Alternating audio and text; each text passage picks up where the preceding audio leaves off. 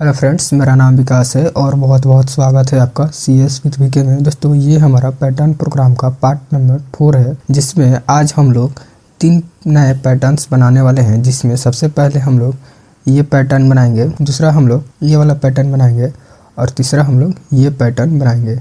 इन तीनों पैटर्न में सबसे इम्पोर्टेंट हमारे लिए ये समझना है कि हम लोग ये पैटर्न किस तरह से प्रिंट कर सकते। अगर एक बार हम लोगों ने इस शेप को अचीव कर लिया तो बाकी के 2 पैटर्न्स प्रिंट करना हमारे लिए काफ़ी इजी होगा। इस ट्रायंगुलर शेप को प्रिंट करने से पहले मैं आपको समझाना चाहूँगा कि ये रेक्टेंगुलर शेप के पैटर्न को हम लोग किस तरह से प्रिंट कर सकते हैं, क्योंकि अगर इसको एक बार समझ लिए तो फिर उसको समझना काफ़ी आसान हो जाएगा। इस रेक्टेंगुलर शेप को हम लोग ऐसा भी बोल सकते हैं कि ये मैट्रिक्स फॉर्म में है, जिसमें अगर हम लोग इसको अगर इस तरह से हॉरिजॉन्टल देखें तो इसको बोल सकते हैं कि इस शेप में मल्टीपल्स रो हैं और इस रो में कॉलम्स भी हैं। तो सबसे पहले मैं फर्स्ट रो की बात करूंगा। अगर फर्स्ट रो में देखा जाए तो यहाँ पे क्या बोल सकते हैं कि ये हमारा रो है और इस पर्टिकुलर रो में मल्टीपल कॉलम्स हैं। ओके,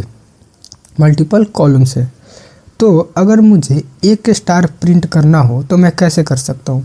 तो यहाँ पे बहुत ही सिंपल होगा कि मैं लिखूँ printf और यहाँ पे मैं एक स्टार को प्रिंट कर दूँ तो मेरा एक स्टार प्रिंट हो जाएगा। मैं रन करता हूँ तो यहाँ पे मेरा एक स्टार प्रिंट हो चुका है।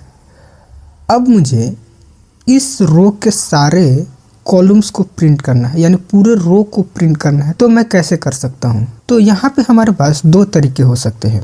सबसे पहला सिंपल अप्रोच तो ये होगा कि हम लोग प्रिंटफ के अंदर 5 स्टार लिख दें। हमको चूँकि 5 स्टार प्रिंट करना है। मैं एक बार कंपाइलर रन करता हूँ तो यहाँ पे आप लोग देख सकते हैं कि मेरा पर्पस जो है पूरा हो चुका है। लेकिन इस तरह से प्रोग्राम अगर लिखा जाए तो ये हमारा लॉजिकल नहीं होगा। क्यों? क्योंकि यहाँ पे मुझे 5 स्टार प्रिंट करने अब भी हो सकता है कि बाद में मुझे 7 स्टार प्रिंट करना हो, 8 अकॉर्डिंगली चेंज हो सकता है।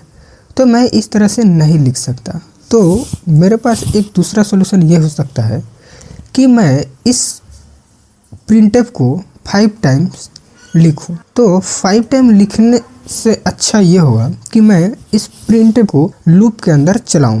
तो मैं यहाँ पे एक लूप चलाऊंगा और इस लूप में मैं C को 1 से चलाऊंगा। C फॉर कॉलम, यानी इस रो में मुझे क्या करना है, मल्टीपल ये कॉलम्स प्रिंट करने हैं। तो मैं यहाँ पे C को 1 से स्टार्ट करूँगा और C का कंडीशन दूंगा लेस देन इक्वल 5 और C++ और यहाँ पे मैं printf लिख दूंगा। और यहाँ पे मैंने C नाम से चूँकि वेरिएबल यूज किया है तो मैं यहाँ पे C नाम से एक वेरिएबल बना लेता हूँ।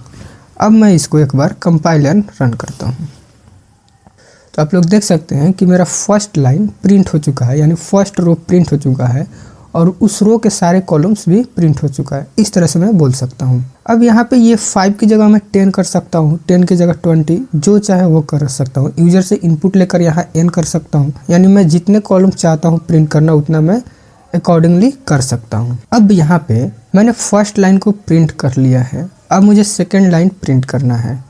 तो क्या मैं ऐसे बोल सकता हूँ कि इस लूप को मैं एक बार और चला दूँ तो मेरा सेकेंड लाइन भी प्रिंट हो जाएगा।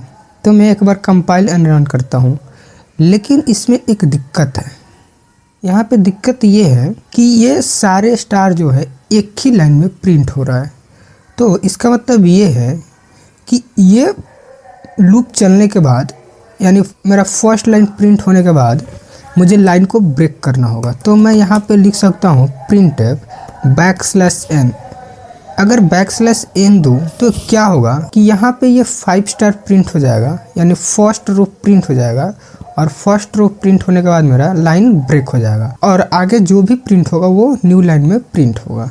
तो मैं एक बार इसको कंपाइल एंड रन करता हूँ तो आप लोग देख सकते हैं कि यहाँ पे मेरा सेकंड रो है वो नए लाइन में प्रिंट हुआ है। तो इसका मतलब ये है कि ये जो मैंने पर्टिकुलर लाइन लिखा है इसको मैं जितनी बार अगर लिखूं उतनी लाइन्स प्रिंट हो जाएगा, ज़रूर प्रिंट होगा।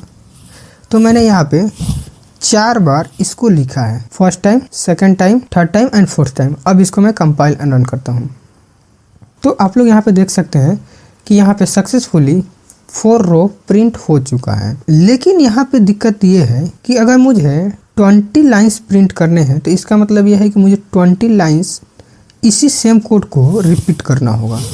लेकिन इसको रिपीट करने से अच्छा ये है कि मैं इस पूरे कोड को एक लूप के अंदर रखूं, जिसे नेस्टेड लूप भी कहते हैं। तो मैं यहाँ पे एक लूप चलाऊंगा। यहाँ पे देख सकते हैं कि ये मेरा क्या है, रो है। ओके, तो मैं यहाँ पे r नाम से चलाऊंगा। r को 1 से स्टार्ट करूँगा और r को मैं 5 टाइम चलाऊंगा। r को मैं इंक्रीमेंट करूँगा। जो मैंने लाइन प्रिंट करने का कोड लिखा था उस कोड को मैं इस लूप के अंदर रखूँगा। तो ये हमारा लूप कहलाता है आउटर लूप, या फिर ऐसे भी बोल सकते हैं जो आउटर लूप होता है हमारा, वो हमारे रो के लिए चलता है। इसमें रो कौन सा है, ये इसके लिए चलता है। और इस आउटर लूप के अंदर एक दूसरा लूप होता है जिसे हम लोग इनर लूप कहते हैं।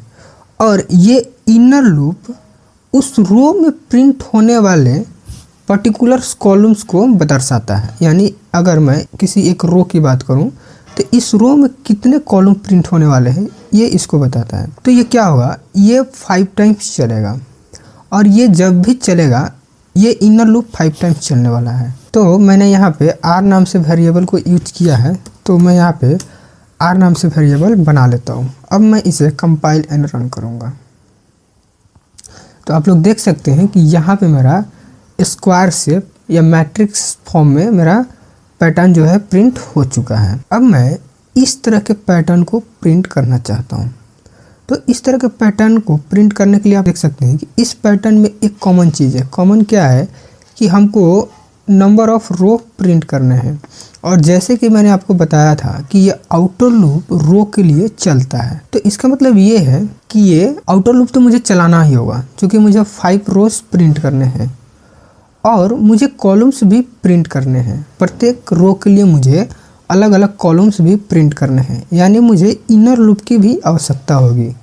लेकिन यहाँ पे आप लोग देख सकते हैं कि प्रत्येक रो के लिए नंबर ऑफ कॉलम्स जो है चेंज हो रहे हैं। फर्स्ट रो में मुझे 5 कॉलम्स प्रिंट करने हैं, सेकेंड रो में 4। तो इसका मतलब ये है इनर लूप मुझे चलाना होगा जो उस रो में प्रिंट होने वाले कॉलम्स को बताएगा।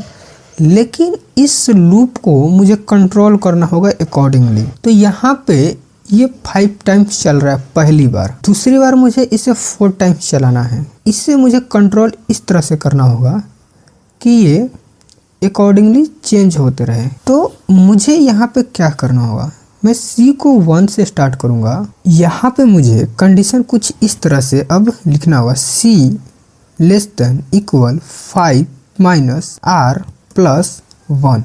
यहाँ पे क्या होगा, अब यहाँ पे कैलकुलेशन कुछ इस तरह से होगा, C less than equal 5 minus R। यहाँ पे जब पहली बार चलेगा, R जब पहली बार चलेगा तो R का वैल्यू रहने वाला है 1 और इसमें हम लोग ऐड करेंगे 1। जब इसको कैलकुलेट करेंगे तो ये हो जाएगा 0 और इसको जब पूरा कैलकुलेट करेंगे तो ये होगा 5। इसका मतलब ये है कि ये जो इनर लूप है पहली बार चलेगा 5 टाइम, 1 to 5। जब R दूसरी बार चलेगा, इसका मतलब ये है कि R दूसरी बार होगा 2 और इसको जब हम लोग कैलकुलेट करेंगे तो यहाँ पे इसका कैलकुलेशन आने वाला है 1 और इस पूरे का कैलकुलेट करें तो ये आने वाला है 4। इसका मतलब ये है कि दूसरी बार R चलेगा 4 टाइम्स। ओके, तो यहाँ पे 4 टाइम्स स्टार प्रिंट होगा। तो अब मैं इस प्रोग्राम को कंपाइल एंड रन करके आपको दिखाऊंगा। इससे पहले कि मैं इसको रीसेट कर देता हूँ कोड को, तो मैं यहाँ पे कंपाइल एंड रन करूँगा। तो आप लोग देख सकते हैं कि मेरा सेव जो है प्रिंट हो चुका है। अब यहाँ पे हम लोग इसको थोड़ा मॉडिफाई भी कर सकते हैं। इसको मैं यहाँ पे चाहूँ तो डायरेक्ट लिख सकता हूँ 6 और 6 माइनस R।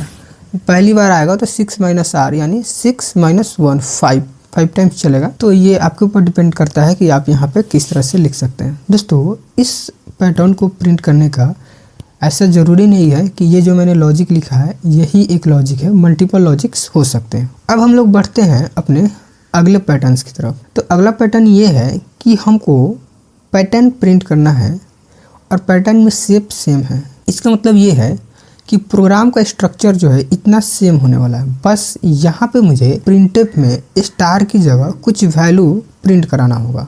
ओके, तो स्टार की जगह मुझे क्या वैल्यू प्रिंट कराना है? तो यहाँ पे हम लोग अगर ऑब्जर्व करें तो पहली बार 1 है, दूसरी बार 2 है, तीसरी बार 3 है, और यहाँ पे मेरा R जब चलेगा तो पहली बार 1 रहेगा, जब दूसरी बार चलेगा तो R मेरा 2 होने वाला है।